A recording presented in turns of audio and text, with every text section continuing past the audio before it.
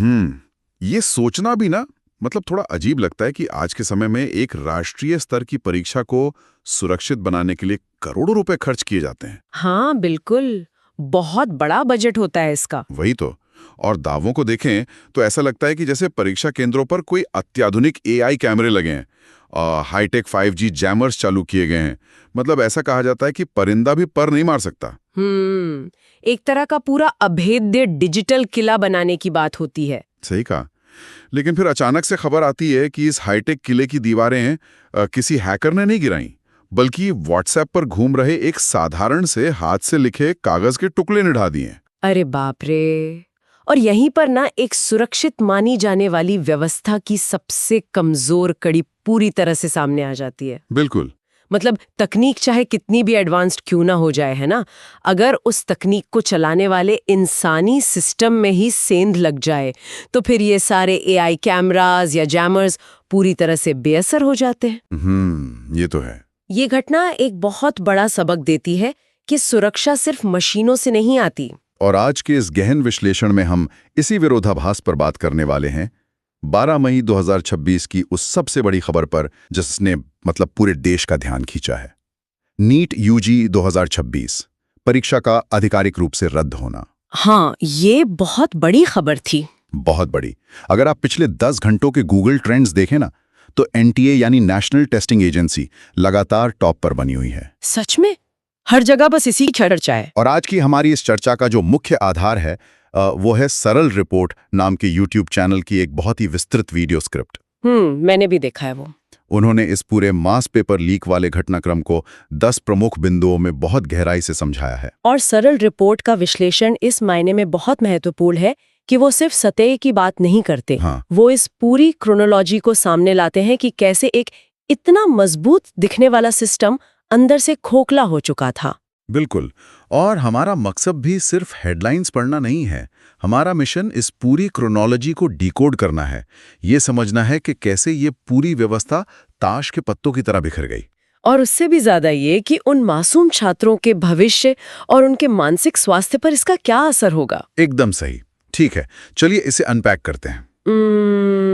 घटनाओं को सही परिप्रेक्ष्य में समझने के लिए ना हमें 3 मई 2026 के उस दिन पर वापस जाना होगा, जिस दिन एग्जाम था। हाँ, क्योंकि प्रशासन के दावों और जमीनी हकीकत के बीच का जो सबसे बड़ा अंतर है वो वहीं से साफ होता है। तो 3 मई का वो दिन था जब लाखों छात्र सेंटर्स पर पहुंचे थे। सरल रिपोर्ट के मुताबिक उस दिन सुरक्षा के इंतजाम ऐसे बताए जा रहे थे जैसे किसी हॉलीवुड फिल्म के बैंक की सिक्योरिटी हो। सच में दावे तो बहुत बड़े थे। मतलब 5G जैमर्स लगाए गए थे ताकि कोई भी मोबाइल या ब्लूटूथ काम ही ना करे। एआई कैमरे हर परीक्षार्थी के चेहरे के भाव स्कैन कर रहे थे। पूरा डिजिटल सर्विलेंस। हाँ, ऐसा माहौल बनाया गया था कि चीटिंग का कोई भी तरीका वहां काम नहीं कर सकता। पर यहाँ सबसे दिलचस्प बात यह है कि सारा ध्यान सिर्फ एंड पॉइंट सिक्योरिटी पर था। मतलब सिर्फ एग्जाम सेंटर के अंदर की सुरक्षा। बिल्कुल। प्रशासन की रणनीति ये थी कि अगर सेंटर के अंदर सख्ती कर दी जाए तो परीक्षा सुरक्षित है।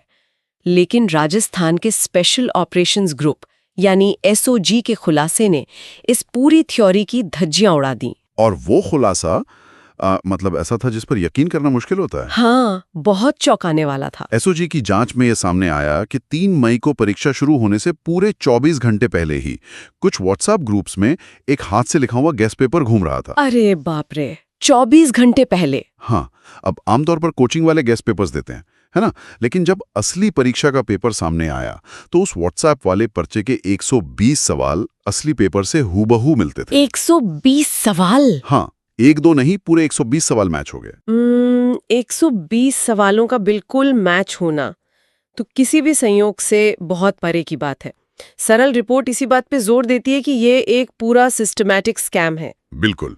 अगर हम पेपर की सप्लाई चेन को देखें तो पहले पेपर सेट होता है, फिर प्रिंटिंग प्रेस में जाता है, वहां से कड़ी सुरक्षा में बैंकों के स्ट्रांग रूम में और फिर अंत में सेंटर तक। तो इसका मतलब ये हुआ ना कि ये सेंध उस सप्लाई चेन में कहीं बहुत पीछे लगी है, मतलब सेंटर तक पहुंचने से काफी पहले। एकदम सही।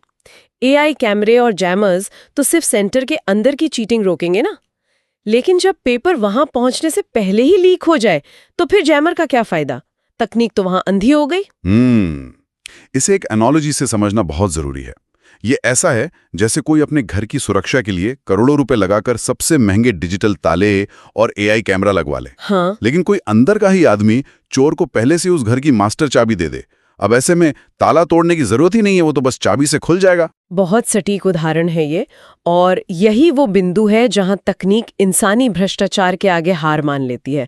जब ये पता चला कि ये नेटवर्क सिर्फ राजस्थान नहीं बल्कि बिहार और दिल्ली तक फैला था, तो ये साफ हो गया कि ये कोई छोटी मोटी चोरी नहीं है, एक बहुत बड़ा संगठित अपराध है। और ये बात ना सोचने में ही बहुत तकलीफ देती है। सरल रिपोर्ट में उन छात्रों का जो जिक्र है वो गहरी सहानुभूति जगाता है। बिल्कुल, उन बच्चों का सोचना पड़ता है। मतलब ऐसे छात्र जो आधी रात को चाय पी कर बायोलॉजी और केमिस्ट्री पढ़ रहे थे, अपनी रातों की नींद हराम कर रहे थे। और दूसरी तरफ कोई पैसे देकर वही सवाल रट रहा था जो कल आने वाले हैं। हाँ, ये सिर्फ परीक्षा की चोरी नहीं है, ये उन सपनों की चोरी है जो मध्यम वर्गीय परिवार अपना सब कुछ लगाकर देखते हैं। ये एक बहुत ही मार्मिक कॉन्ट्रास्ट है। जब ऐसा फेलियर होता है तो सिर्फ सीटों का नुकसान नहीं होता, छात्रों का वो विश्वास टूट जाता है जो वे अपनी मेहनत पर करते हैं। अरे वाहियां हुई। सबसे बड़ा कदम तो यही है कि एनटीए और शिक्षा मंत्रालय ने मान लिया है कि परीक्षा की पवित्रता खत्म हो गई है। हाँ, इसलिए 3 मई की परीक्षा को शून्य घोषित कर दिया गया। सही। पुराने स्कोर कार्ड्स का अब कोई मतलब नहीं, और जांच अब कोई लोकल पुलिस नहीं कर रही, मामला सीधे सीबीआई को दे दिया गया है। सीबीआई की एंट्री का मतलब है कि मामला बहुत गंभीर है। और सजा को लेकर भी एक नया कानून सामने आया है। रिपोर्ट बताती है कि दोषियों पर पब्लिक एग्जामिनेशन एक्ट 2024 लागू होगा। ये नया कानून है ना? हाँ, और इसके तहत 1 करोड़ रुपए तक का जुर्माना और उम्र कैद तक की सजा हो सकती है। 1 करोड़ का जुर्माना और उम्र कैद, ये तो बहुत सख्त है। तो इस सब का आखिर क्या मतलब है? मतलब सीबीआई की जांच और उम्र कैद सुनने में तो बहुत ठोस कदम लगते हैं। लेकिन क्या सिर्फ कानून बना देना काफी है? खासकर तब जब एनटीए जैसी संस्था की विश्वसनीयता पर इतने गहरे दाग लग चुके हों। क्या कानून का ये डर उस सिस्टम को सुधार सकता है जो अंदर से टूट चुका है? ये सवाल बहुत अहम है। कानून के नजरिए से देखें तो सख्त कानून एक निवारक या डेटरेंट का काम करता है, डर पैदा करता है। हाँ। लेकिन सजा तो अपराध होने के बाद मिलती है ना। ये कानून इस बुनियादी सवाल का जवाब नहीं देता कि पेपर को सुरक्षित रखने वाली वो भारी भरकम मशीनरी फेल कैसे हुई। मतलब ये बीमारी का इलाज नहीं है, बस लक्षणों को दबाना है। काफी हद तक। अगर बैंक की दीवार कमजोर है और चोरी हो रही है तो सिर्फ चोरों की सजा बढ़ाना हल नहीं है, दीवार भी मजबूत करनी होगी। बिल्कुल। एनटीए को अपनी अंदरूनी व्यवस्था का, पूरी सप्लाई चेन का गहन ऑडिट करना होगा, जड़ से समस्या को खत्म करना होगा। ये विरोधाभास तो बार बार दिखता है। जिन्हें सुरक्षा करनी थी वही शायद कहीं लापरवाही कर गए। 120 सवाल ऐसे ही तो बाहर नहीं आ सकते। बिना किसी अंदरूनी मिले भगत के ये नामुमकिन है। खैर, दोषियों को सजा तो सीबीआई जांच के बाद मिलेगी, लेकिन उन मासूम छात्रों का क्या, जिनका इस पूरे स्कैम से कोई लेना देना नहीं था, जिनका सब कुछ दांव पर लगा है? हाँ, सरल रिपोर्ट हमें आगे के हालात और उस री एग्जाम के प्रक्रिया के बारे में बताती है। आधिकारिक तौर पर तो पुष्टि हो गई है कि री एग्जाम होगा अगले 45 दिनों के भीतर। प्रशासन ने कुछ सहूलियतें भी दी हैं, जैसे नई फीस नहीं देनी होगी, नए एडमिट कार्ड आएंगे, सेंटर्स बदले जाएंगे ताकि कोई लोकल सेटिंग काम ना आए। लेकिन क्या ये कदम उस मानसिक दबाव की भरपाई कर सकते हैं? आज देश भर से जो तस्वीरें आ रही हैं, दिल्ली के जंतर मंतर से लेकर कोलकाता तक, छात्र इंसाफ मांग रहे हैं। बिल्कुल, वो सिर्फ एक नई तारीख नहीं मांग रहे। अगर हम इसे बड़े परिदृश्य से जोड़कर देखें तो ये सिर्फ एक एग्जाम रद्द होना नहीं है, ये देश के युवाओं के मानसिक स्वास्थ्य पर बहुत गहरा आघात है। इसे ऐसे समझें जैसे कोई लंबी मैराथन दौड़ रहा हो। ये मैराथन वाली एनोलॉजी बहुत सटीक लगती है ना? नीट की तैयारी मैराथन ही तो है। छात्र सालों तक अपना सब कुछ झोंक देते हैं, सामाजिक जीवन, त्योहार सब छोड़कर किताबों में डूब जाते हैं। और 3 मई को उन्होंने राहत की सांस ली होगी, चलो ये पहाड़ पार कर लिया। बिल्कुल।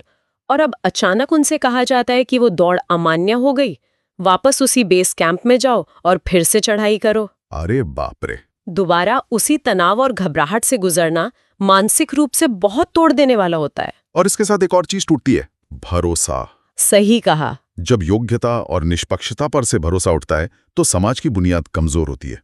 एक छात्र जब देखता है कि उसकी मेहनत के सामने कोई पैसे देकर सीट खरीद रहा है तो वो निराशा बहुत गहरी होती है। बहुत गहरी। यहां मामला सच में बहुत दिलचस्प हो जाता है, क्योंकि आज का जो स्रोत है सरल रिपोर्ट, वो सिर्फ खबर बताकर नहीं रुकता, वो एक बहस भी छेड़ता है। हाँ, रिपोर्ट में ये सवाल उठाया गया है कि क्या सिर्फ परीक्षा रद्द कर देना काफी है? या उन बड़े अधिकारियों पर भी कार्रवाई होनी चाहिए जिनकी जिम्मेदारी में ये सब हुआ। ये बात जवाबदेही को एकदम ऊंचे स्तर पर ले जाती है। और ये बहुत स्वाभाविक प्रतिक्रिया है जो रिपोर्ट दिखा रही है।